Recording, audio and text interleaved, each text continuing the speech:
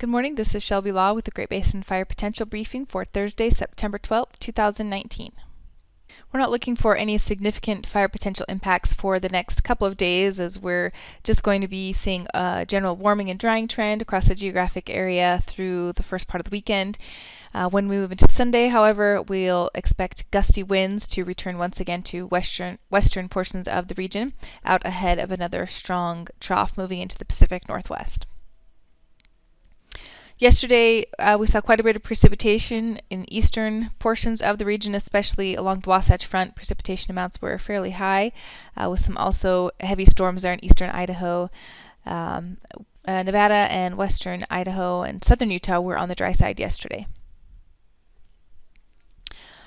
Initial attack activity remains fairly light, with a few small fires popping up there in Nevada and Utah. Precipitation from the past 2 weeks is shown here. It doesn't include the precip from yesterday, however, but we do see compared to normal, we're above normal precip amounts for Idaho, western Wyoming, and some small portion there of north central Nevada. Across the southern Great Basin, we're still quite a bit below normal for the time of year. ERCs have been on the downward trend for the last couple of days, especially over Idaho and northern and central Utah, as we've seen precipitation and cooler temperatures move into those areas.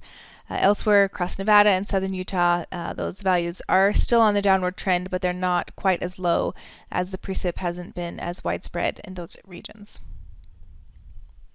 Taking a closer look at far western Nevada, we can see those values have been on the downward trend for the last couple of weeks and are below normal for the time of year.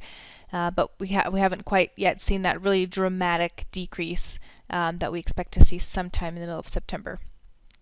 As for the southern Utah, those values have been on the downward trend, especially over the last couple of days. Still above normal for the time of year, but definitely not quite as high as we've seen the last few weeks. This morning's satellite imagery is showing that low pressure trough that brought precipitation to the Great Basin has moved off to the north and east, and we'll see ridge build back into the geographic area over the next couple of days, bringing a warming trend to our temperatures and drying as well.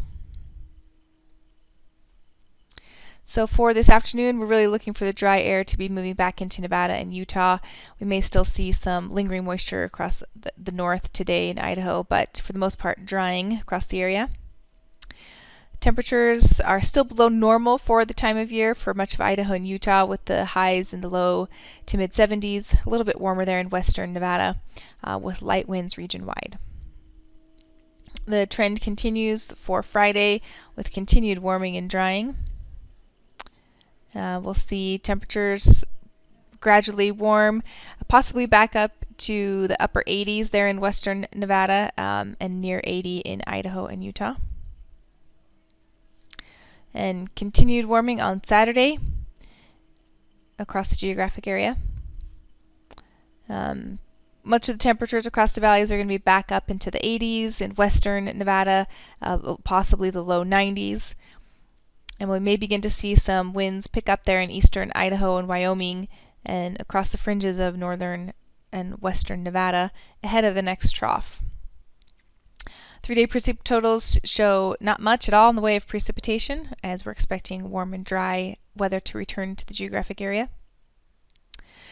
On Sunday, we'll begin to see that trough developing off the Pacific Northwest coast, and that's going to be a pretty strong trough that will be affecting the area. But on Sunday, we're still looking for warm temperatures across the geographic area, pretty warm temperatures actually, highs in the upper 80s to low 90s, and some gusty winds moving into western Nevada. And we've issued some high-risk triggers for those strong winds and low relative humidities there in western Nevada on Sunday.